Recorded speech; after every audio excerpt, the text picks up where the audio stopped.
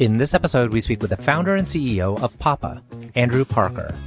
Papa provides vital social support by pairing older adults and families with Papa Pals, who are trained and vetted companions that provide a helping hand and an open ear, resulting in less loneliness and better health. Andrew and his family were struggling to balance the daily demands of life with supporting his grandfather Joseph, whom they referred to affectionately as Papa. Founded in 2017 and headquartered in Miami, Papa is a manifestation of Andrew's vision of a world where no one has to go it alone. Before Papa, Andrew was VP of Health Systems at MDLIVE, a leading provider of virtual healthcare services in the US. Papa is backed by Softbank, Tiger Global, Comcast Ventures, and other notable investors. I'm your host, RJ Lumba. We hope you enjoy the show. If you like the episode, click to follow. RJ Lumba is the executive chairman of Market Insight Media and the managing partner of GrowthCap. He is the host of Great Entrepreneurs, a podcast for driven entrepreneurs and business owners. Our podcast covers all topics related to the entrepreneurial journey, from ideation to execution to optimization and to reaping the rewards of a well-run business. In the minutes ahead, we'll share with you unique insights and tactics from some of today's most accomplished and inspiring entrepreneurs. Andrew, great to chat with you today. Thanks so much for taking the time. Thanks for having me. So, very excited to talk to you about Papa because you're solving a problem that so many people face, whether it's they themselves or their family members. Tell us about the problem Papa solves. So Papa is an end-to-end human connection platform. I started the company originally to help my grandfather, my Papa, hence where the name came from. And I thought Papa doesn't need a professional home service or home care service or home health service or nurse. Frankly, he needs me, but I'm busy doing my own life and working. And so I thought, can I find someone similar to me to help him? And we came up with the concept to pair older adults with what we call Papa Pals. And today, Papa is a national network of tech-enabled companions that we call Pals that are available in all 50 states. And in 2023, we did almost 1.5 million visits across the US. And tell us a little bit more about how you match people, because I can see how maybe there's someone who desiring companionship, but they're picky. Don't just send anyone to my house, right? Like send someone that I actually want to hang out with, and then vice versa on the other end. So how does it actually happen? So it actually all starts off with choosing the right pal. And so we have a very strict onboarding process. It includes virtual AI chat-based interviews, very thorough background checks, ID verification, uploading of their profile, their car, motor vehicle record. So the first thing we try to do is look for what we call the pal kind of mold. This is a caring, friendly, mission-oriented individual. 80% of our pals are women. A good majority of them have healthcare experience, either professional or personal. Actually, most of them are what we call former family caregivers. And their average age is between 30 and 40 years old of age, which is a far enhancement from where we originally came, which was typically college students. So first and foremost, you want to choose the right pal. And we actually found that by choosing the right pal, the matching becomes much easier. But then, of course, there's preferences on both sides, as you mentioned. And so the pals actually in their area open up the app and can review profiles of members based on their background, their interests, and their things that they're looking to do at that day. For example, maybe some pals are better with telehealth or digital health, or some pals are more interested in driving, or some pals are just more interested in helping in the house or providing companionship conversation. Most of our members actually have a preferred pal. So the same pal comes over every week, every 2 weeks. Usually about 95% of the time, the first person you choose, if you do choose a preferred pal, becomes your preferred pal. And that has a lot to do with what I mentioned, which was choosing the right pal. And then once we've chosen the right pal to be on our platform, we match them to the members based on these cases. Got it. And so I think the key phrase there is specific needs or interests, because I can imagine that curing loneliness is imprecise, right? Like through a platform such as this, Papas want their real grandson or granddaughter to be there because they are family, because they do have a unique connection that they can't have with anyone else. But maybe you're not trying to solve that particular problem. Is it the running errands? Is it the helping around the house? Like, how do we think about the portfolio of solutions that you're providing? Yeah, so loneliness and isolation, these are leading indicators. It's kind of like cholesterol. It doesn't necessarily mean you're going to have a heart attack, but it's a leading indicator of a potential downstream negative impact. That's what we see with loneliness and isolation and generally social drivers of health. A pal helps with health related social needs, but they're also a companion. And so it's one product, which is a human being that's super friendly and caring, comes out, helps out. But most of the time, what they're doing is hanging out, spending time with you, being a friend, helping with loneliness and isolation. But through that trust and relationship, we're able to help them in more ways, not only what they may want, which is really member driven. Hey, can you take me to the grocery store? Or can you help me learn how to use my iPhone or Android device? Oh, I haven't gone to the grocery store in a while. Can you take me? For example, that's kind of member driven. Well, now we just released programs where health plans can actually ask us to do specific objectives that they care about. So this could be our STARS enhancement program. This could be our SDOH navigation program or a digital health literacy program, which each of them have specific objectives that a health plan may say, oh, I need to get my members to their annual wellness visit.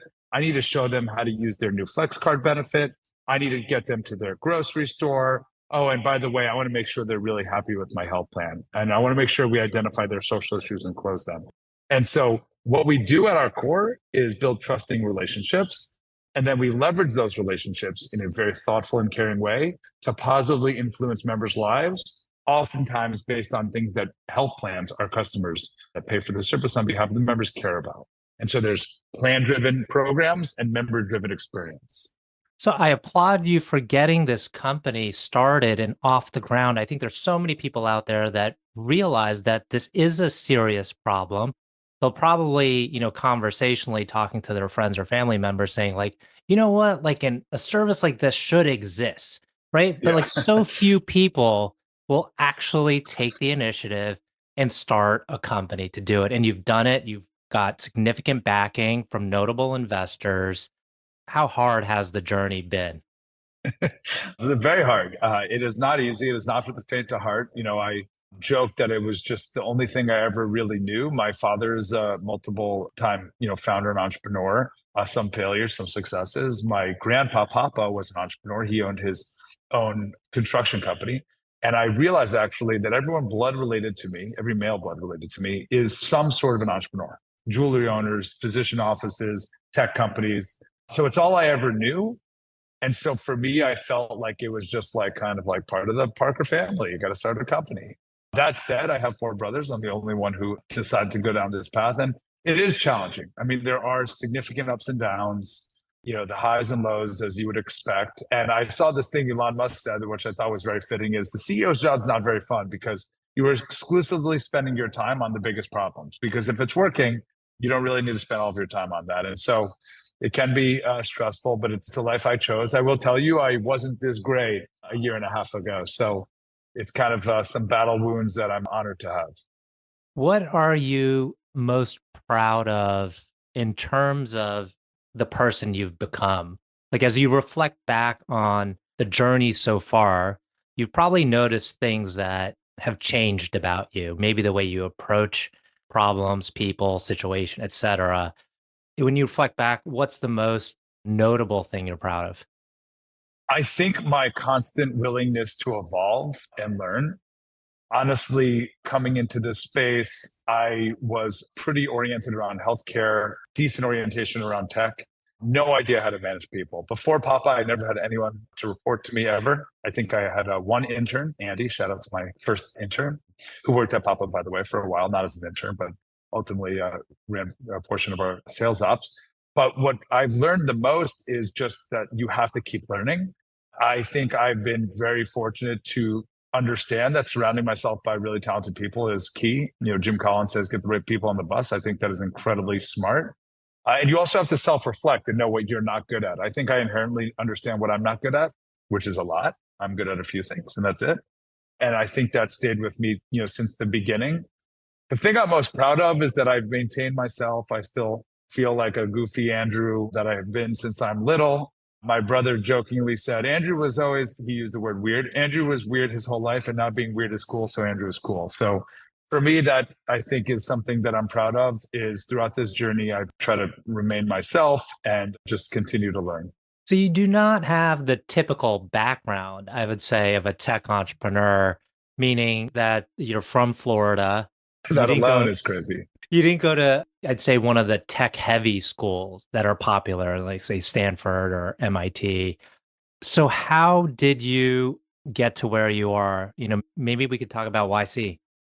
Yeah, I took a very different path only because I didn't know there was this other path. And frankly, I wasn't qualified to get into any of these elite schools at the time. Maybe could have made a different effort, but that wasn't where I was at the time. And I went to Florida State University, which I'm proud to have gone there, but not many tech founders come out of there.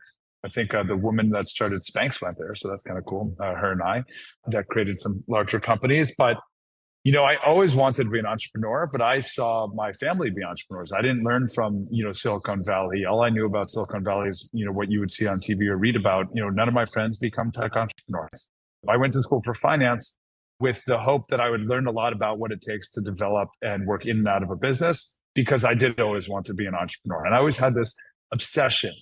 And I honestly think obsession, addiction, obsession, passion, however you want to frame it, grit, these things are all required to be successful. And I think Y Combinator, to talk about that, has now realized how powerful that actually is. I think Paul Graham, PG, which I was very fortunate enough to spend quite a bit of time with him when we were in Y Combinator. He was retired, but came to San Francisco for the summer I happened to be there.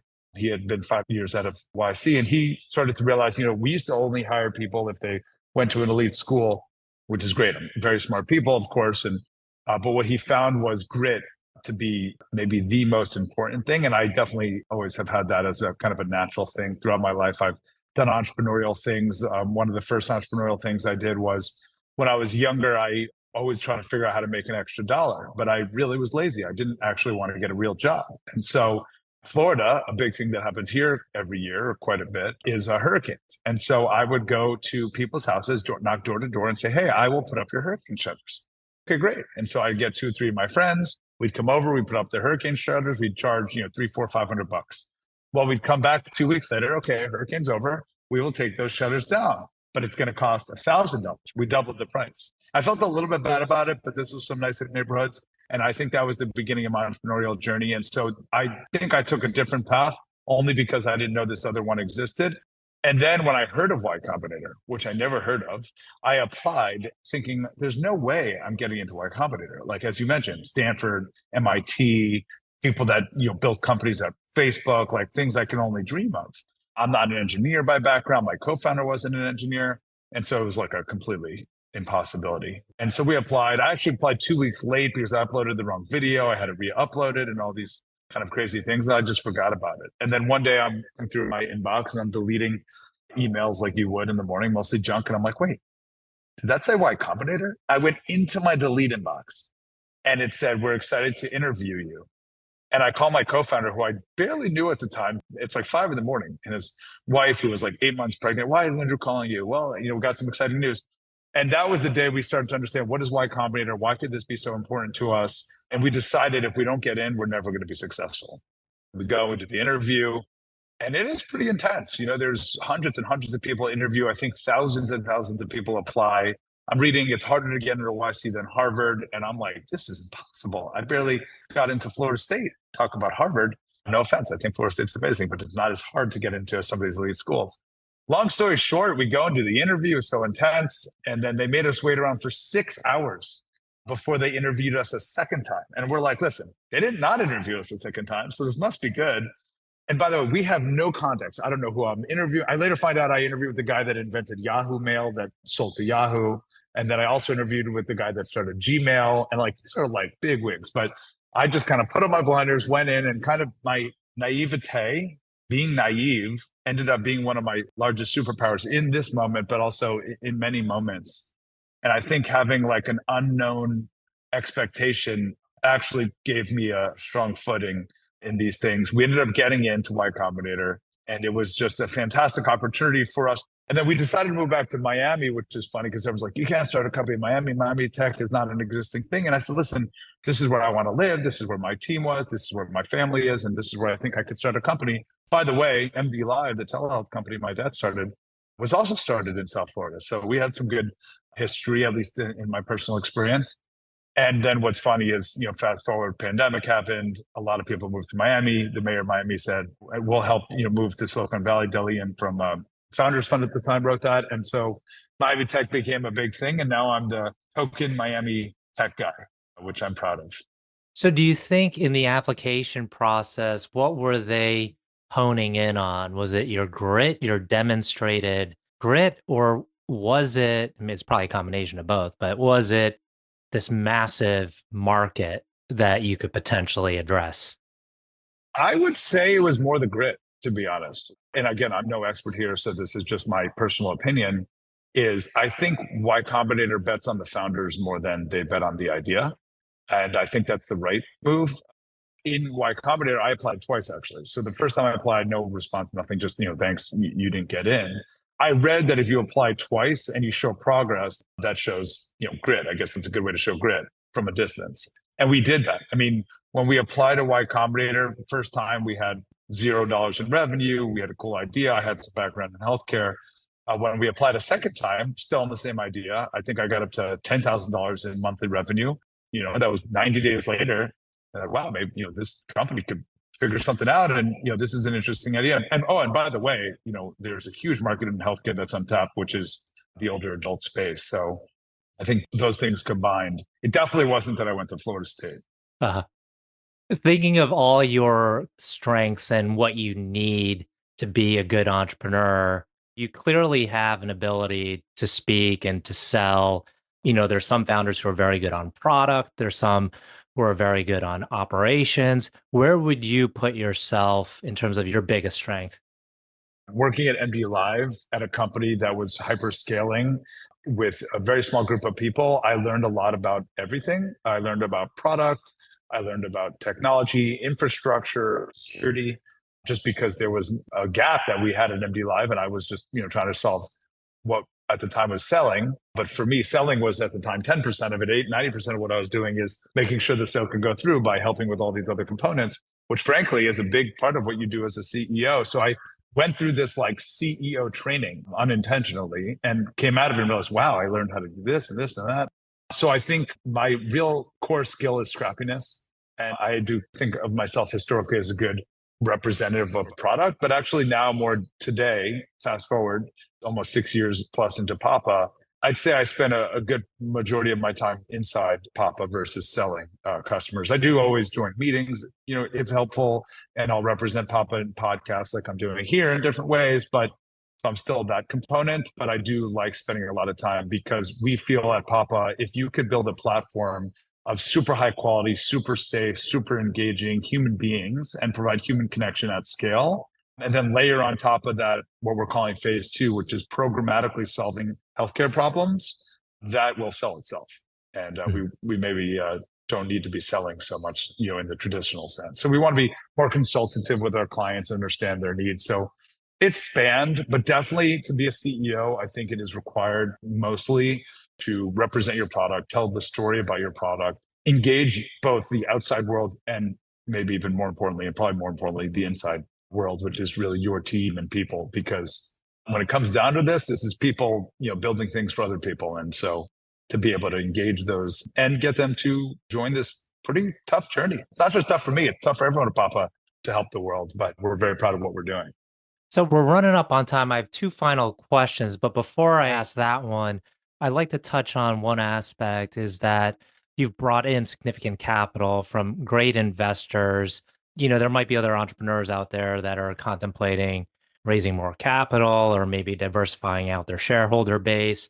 What's been kind of the nice benefits of some of the investors that are backing you?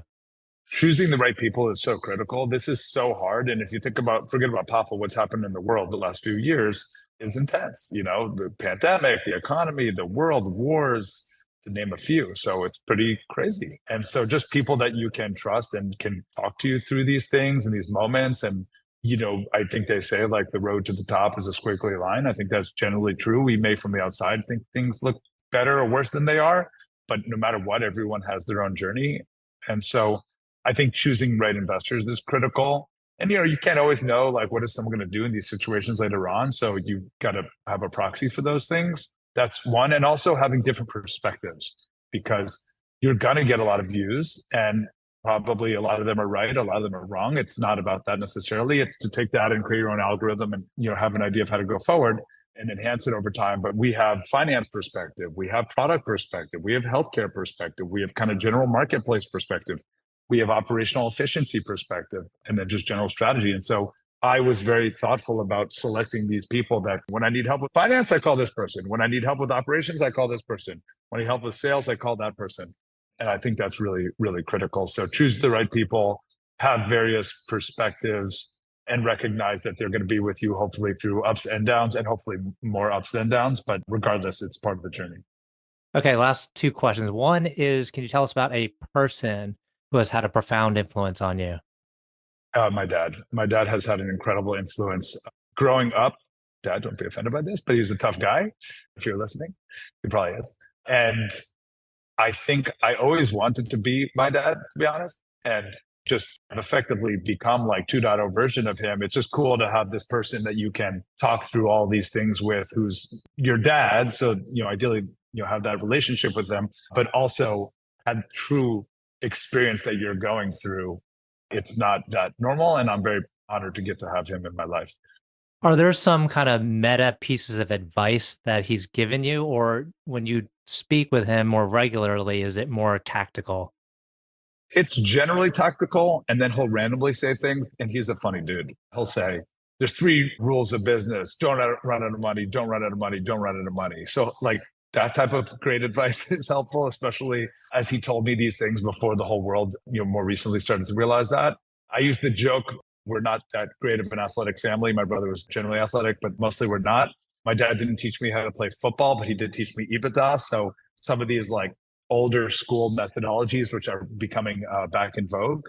And then tactical. Hey, I want to raise money from them. What do you think about these terms? What do you think about that terms? Hey, I want to go to a health plan since he was in a similar business. How do you think we should structure the deal? Oh, I just talked to this person. And by the way, he was doing the same thing 10 years ago or even longer than that. So he knows them and worked with them. So he may have like very tactical. Oh, if you call Mike, don't do this or do that, So it's just really good having him on my side and having someone that has gone through the emotional components, and he's seen the failures and the successes. So last question. Can you tell us about a charity, cause, or other endeavor that you're passionate about?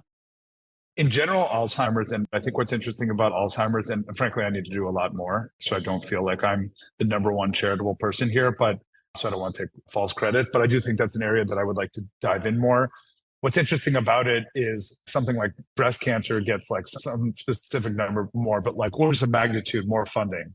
Well, if you have breast cancer, maybe you could represent yourself in a 5K or something like that. Maybe you can't, but with Alzheimer's, likely you are at home because you may not be able to care for yourself. The awareness, which has gotten much better, it just isn't as strong as it could be. And so I'm hopeful to be able to help in that way, both with Papa, but honestly more personally. Excellent. Well, Andrew, want to thank you again for taking the time. This has been a wonderful conversation. Thank you, RJ. Thank you so much.